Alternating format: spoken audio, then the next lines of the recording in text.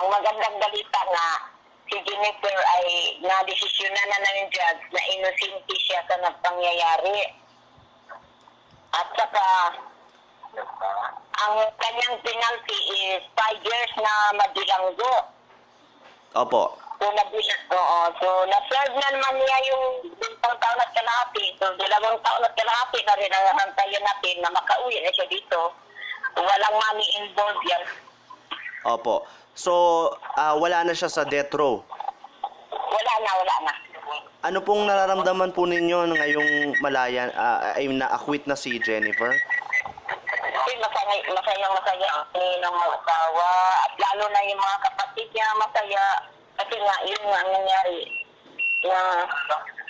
Pwede na, kahit anong oras pwedeng umuwi na si Jennifer dito kung magpakabait lang siya doon. Pwede naman siya mabigyan ng pardon. Marami pang mga OFW ngayon na nasa death row, hindi ba? Oo. Ano pong mensahe nyo dun sa mga kapamilya nila na kagaya ninyo ay naghintay din ng magandang resulta sa kaso nila? Masabi ko lang po sana wag mawala ng pag-asa yung mga magulang nila. Dasal ng dasal.